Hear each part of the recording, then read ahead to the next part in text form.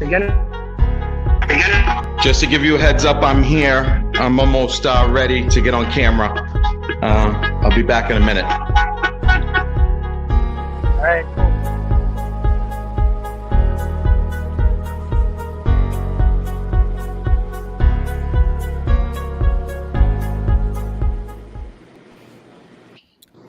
Good evening, everyone. This is the Boston Independent Drivers Guild. This is a Boston Independent Drivers Guild coming at you on March 23rd, 2022. And the topic for today is Rideshare 101 taxes. Okay, it's tax time. Now, I don't know if you're going to be crying, making it rain in tears, or making it rain in tax refunds. However, this is just some advice for our fellow rideshare drivers and gig workers. And as we know, one uncle you don't want to mess with when it comes to the tax world is Uncle Sam. And so just to give us some background, Steve, are you able to just give us some background about BIDG and how it started? Are you able to do that right now while I start sharing this with the others in the group? Yeah, I can. Do me a favor. So basically about taxes. So yeah, basically almost just about everything is a tax write-off. Your mileage. Oh, this is about just what BIDG is, when we started, what we're about. Oh, yeah. So BIDG is basically, we are your friend and your shoulder. Well, we're here to protect you any way we can. So we started this group in an effort to make sure that we help you learn, help educate you in your rights and whatever else there is, as far as news and ride sharing, delivery, you name it, we can try and get you it as best we can. We're here fighting for you. You're welcome to join us too in the fight to protect your rights and ensure that these companies are going to obey the law in every fashion. It is a long fight. It's been a long fight, but we're making strides and we're winning. So that's the good thing. They hate us, but hey, so what? I think that's a little biased commenting, but anyways, let's keep it to the topics. Positivity. We want to talk about positivity here, okay?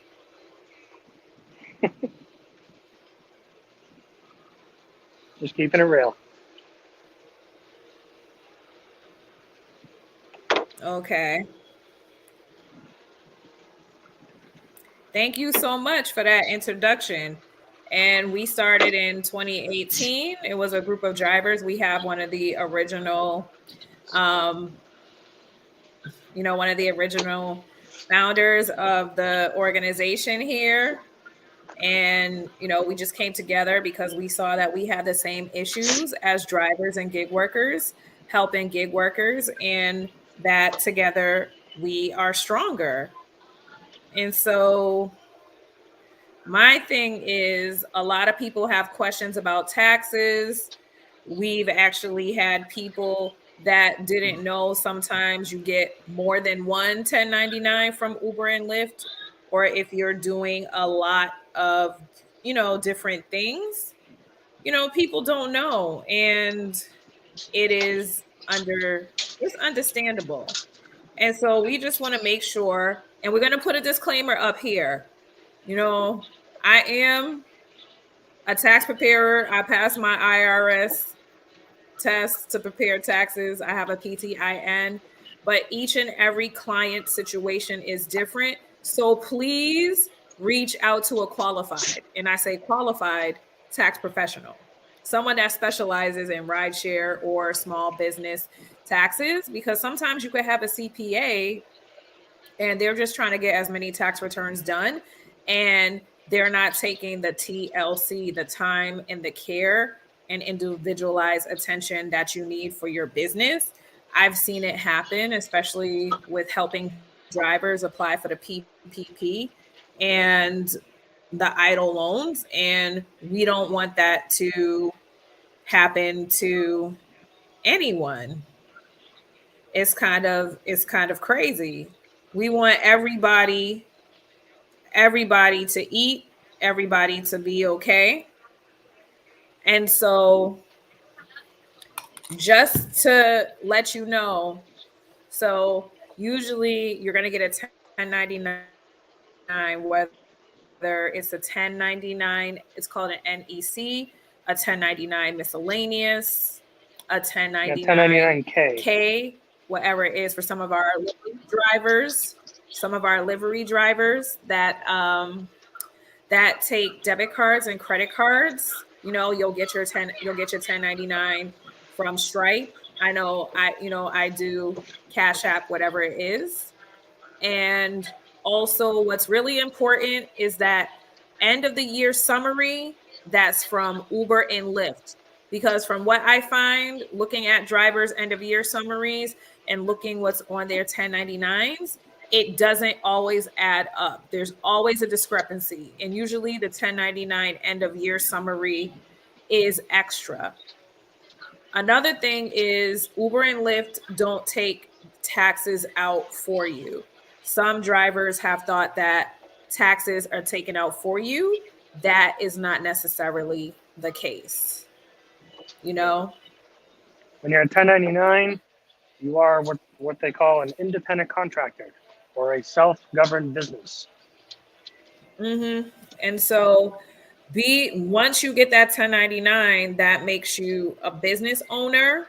You can apply to get an EIN, which is an employer identification number, on an IRS website. It's irs.gov/EIN. And you usually can do it within business operating hours between 9 a.m. to 5 p.m.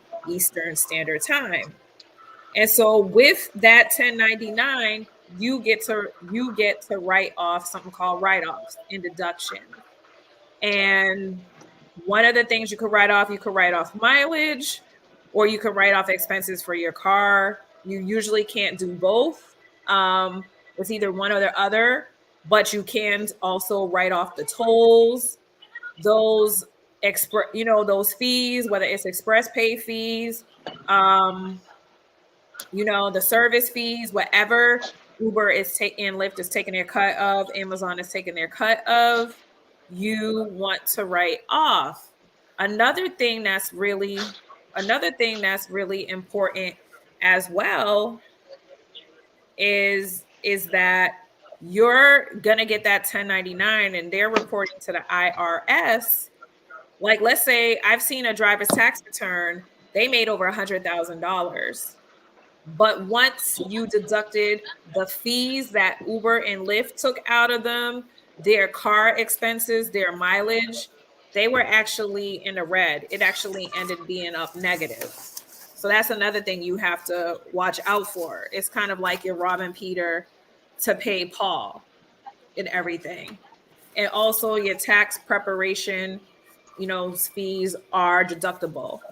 Another thing sometimes drivers miss, one of the biggest things that they miss, where you're underestimating your mileage, sometimes upwards of 30 to 40%, is actually a lot of times Uber and Lyft are only giving you the mileage while you're actually online, or while you have, when you're on a passenger, when you're on a job. So I know a lot of people like Stride. I love Hurdler because they have a paid option and you could connect your bank accounts. You could actually even connect your Uber account to it. That's what I really love about it.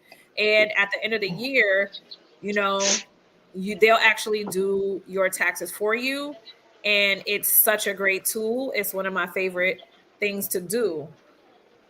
And you could also write off depreciation. You can actually write off the interest of, if you have a car note, you can actually write off the interest as well too. And so a lot of things, like, I know I went crazy with COVID, so I probably have cleaning supplies. I think between last year and this year, I spent 2020 and 2021, I probably spent about $5,000 to $6,000 on gloves, cleaning supplies, masks, you name it. Sanitizer, sanitizer, whatever you like to call it. I went all out, especially the way people were acted. It was like, man, toilet paper, you could have gotten gold for toilet paper. We all remember those times. And so That was kind of funny because I thought people were like crapping their pants or something, you know. no, I bought some wipes. I was like all out. I had a little stash. I still have a little stash. I got my NIOSH respirators, my KN95s, my medical surgical mask. I was not messing around. Like I got the Lysol, the Microban, you name it. Whatever killed the Rona, COVID, the Roro, whatever you like to call it. I had it. I still have it in the house. You know, so I probably will need to buy some cleaning supplies for the next few years. I got a shield. I did not want to be. Oh yeah, I got on, those too. Sneezed on. Some people actually paid for those. She's gonna give us time to try to get that money. What do you call it? What do you call that? The cheesy, Steven. Uber and Lyft shields. Yeah, the big ones, like taxi cabs usually have them, and drivers still have those. Those are tax deductible. You know, your car washes are tax deductible, whether you choose to do the mileage or not. Your snacks, your waters for your passengers. Another thing too is, honestly, oh yeah, what was it? I just had it. I have a list, believe me, but I'm trying not to read. I want to give my attention to all you wonderful people out there tuning in. And so another thing that is tax deductible is your mileage to and from the doctor. If you had to go to the doctor because of COVID, if you were volunteering, if you were dropping off meals to elders and sick and shut in, I did that during the pandemic. That's something that's tax deductible. And also, if you had to quarantine because of COVID, if you were exposed to COVID, if you had a bad reaction, if you received the vaccine, you're also allowed up to 10 days off, and you're still allowed up to 10 days off for a child or other relative and or family member. Those are actually some deductions that you're able to take too. And if some of you guys have children, I know I have one, and it seems like the older they get, the more expensive they get. Tell me about it. Oh yeah. And so what you can actually do too is, you know, they're going to hit you up for money anyways. They want to go to the mall, or I know because of COVID, the PlayStation was on fire. They want to play these video games with their friends because they couldn't go outside because the parks were closed. So you can actually, 7 years old and up, you can actually hire your children to work for your business. You can have them do filing. You can have them do paperwork. 7-year-olds can do math. 8-year-olds can do math. Teenagers can do math. I used to have my daughter do that for me, keep my paperwork, do my bookkeeping. I also have other businesses outside of rideshare. So you're able to pay your children actually up to $12,000, and they don't have to pay taxes on them. You can actually make them your own independent contractor. They're able to make up to $12,000 per year. You could hire your spouse as an independent contractor. You know, you could do all of that too, because everybody knows, you know. People will think that that's a joke, but it's actually real. No, yeah, you can actually do that. You could actually do that. You could write off a percentage of your cell phone, your internet.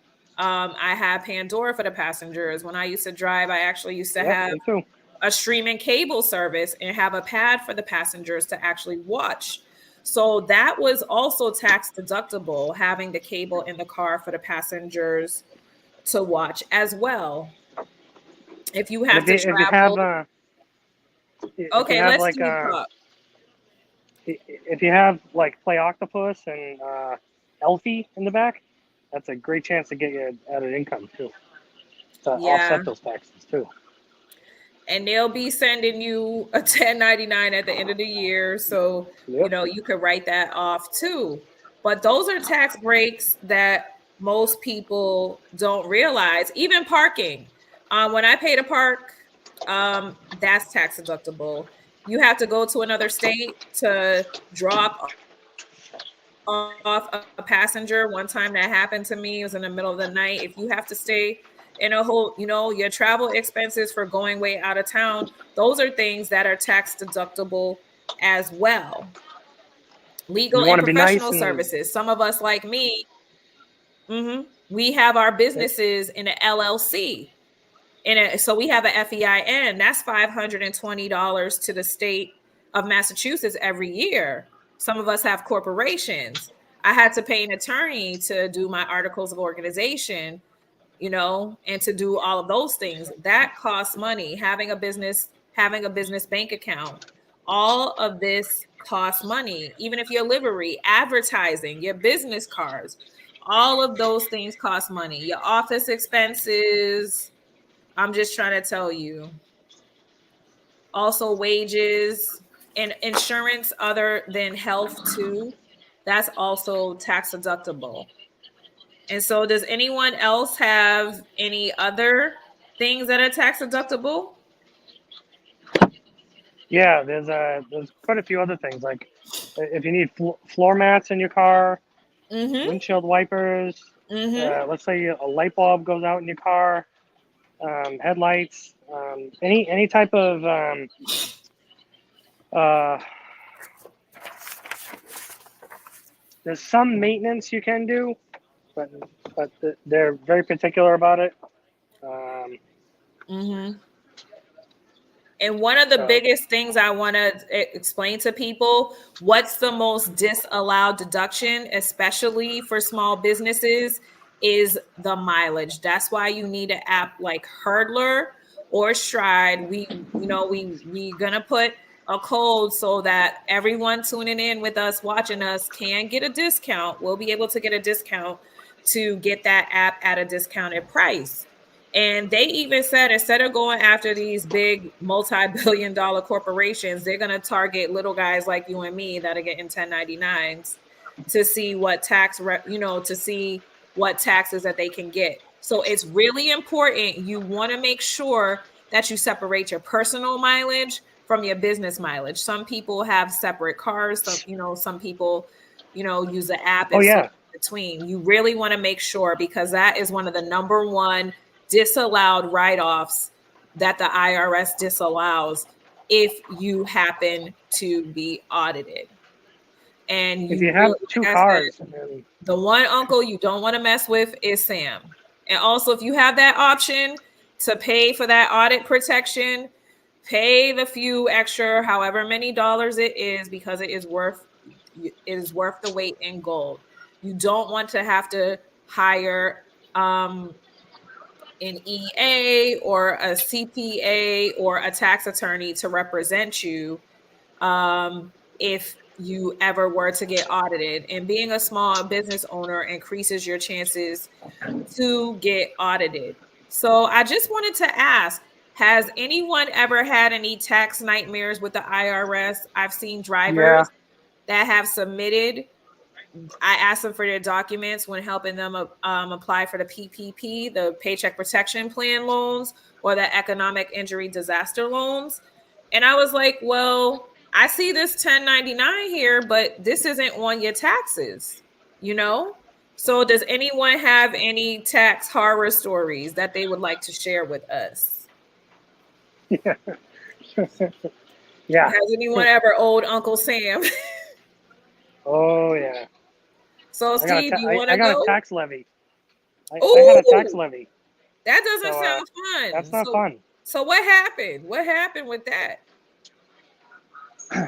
I found out eventually it was because I didn't file the taxes for my stock portfolio, and Ooh. I had taken out a hardship withdrawal, and it took them 4 years to get to me. But they nailed me on it for $6,000 Wow. and penalties. So I had to pay that. So yeah, lost a bank account.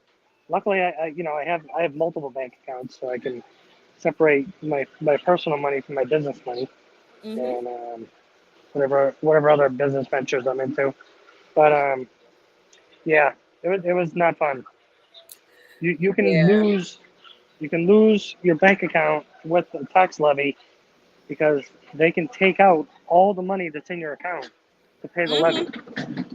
and then the bank once the account's been in a negative balance, they can terminate your account because of the 10-day grace period that they give you. Once you go over that grace period, that's it. Now you have to open a new bank account. Yeah, and they can report you to like LexisNexis. So Yeah, that's not another fun. thing. I had a tax story, but this was when I was really, really, really, really, really, really young. It was I my gotta have first you teach encounter me with about the the LLCs. IRS. Never ever have a certain amount of money in your bank account, but you're not claiming any taxes. That's all I'm gonna say. I learned the hard way, but it only cost me a couple $100, thankfully. That was it. So like I said, to each and every one, you know, you just want to not mess with Uncle Sam. Believe me, Uncle Sam is not for play. And just to let everyone know, I'm telling you, we wish each. Oh, another thing I forgot to say. This is really, really important. I can't believe I forgot to say this. And this is the most, they like save the best for last. One of the most important things I forgot to say. So, because of the CARES Act, you can actually go off of your 2019 taxes, your 2020 taxes, or your 2021 taxes and see which refund is going to give you the highest return. That's what they're doing with the CARES Act. And also, if you end up having a loss because of those years, you can actually you can decide. Let's say you might have owed Uncle Sam some money the years before. You can actually take that loss and carry it back 5 years, up to 5 years, and actually increase your refund. So you can actually amend your tax return. And hopefully that will put a significant amount of money back in your pockets. You can also carry those losses forward forever. And another good thing about the PPP was that money doesn't count as taxable income on the state or the federal level. And you get to write off the expenses that you use the PPP money for. So that is really, really, really awesome. So it doesn't count as taxable income at all. It was basically just like a gift. Like, thank you, Uncle Sam.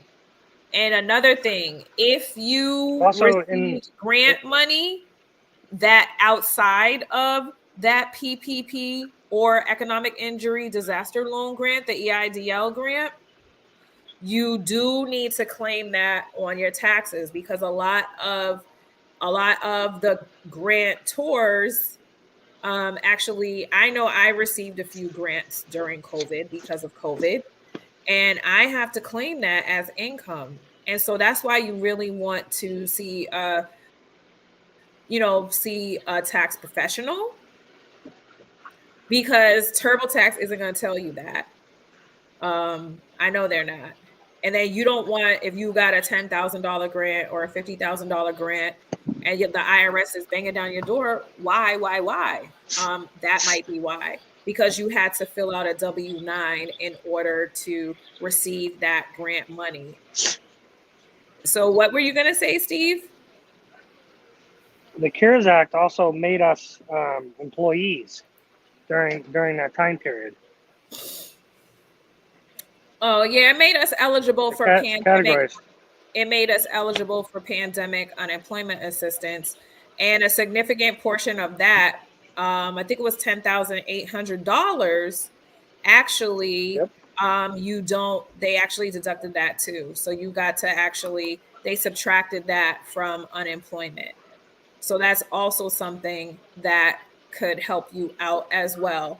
I also wanted to let people know, if you're in the state of Massachusetts, there are VITA tax centers in the state of Massachusetts. It's a great program. It stands for Volunteer Income Tax Assistance.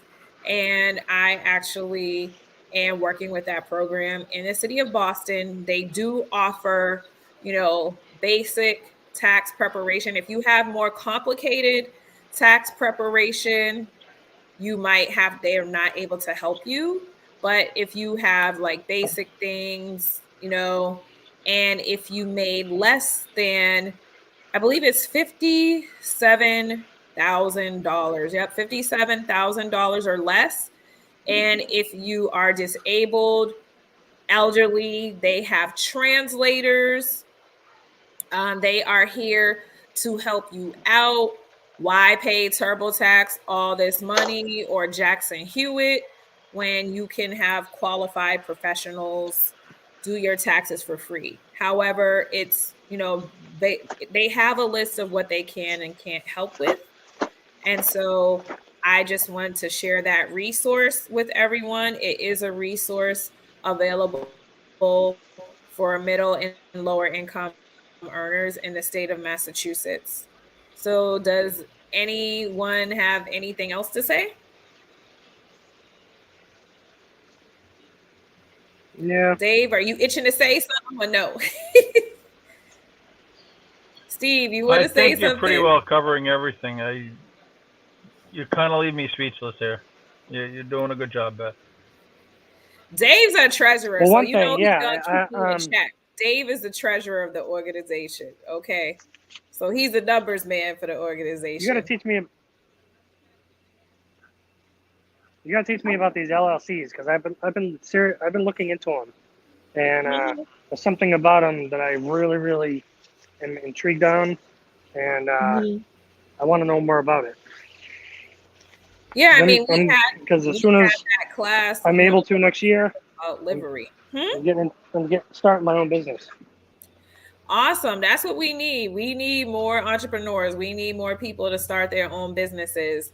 And if you have any questions, I actually will put the link in for the free tax prep. You just put your information in, you go to this website, and this is where you go if you want more information about the free tax preparation.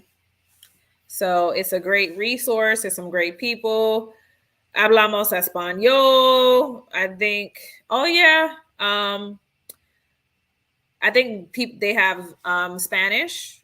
They have Haitian Creole speakers. And I believe in certain locations they have Portuguese, they have Cape Verdean Creole, they have Chinese, they have Vietnamese. I know ABCD and a lot of the community neighborhood organizations also participate in this program. So there is a VITA center near you. So if you're in that income range, please don't hesitate to take advantage of it. And they'll let you know if you qualify or you don't qualify for the free tax prep. And even if you've done cryptocurrency, they can help you out. So that's within the scope of work that they can do. So does anyone have any other comments or concerns or anything? Yeah, you got to teach us about those LLCs. I want to get into one. Oh, I can. I'll be offering that, but that's gonna have to wait until after tax season. I call it tax HE double hockey sticks because really that's how busy I am.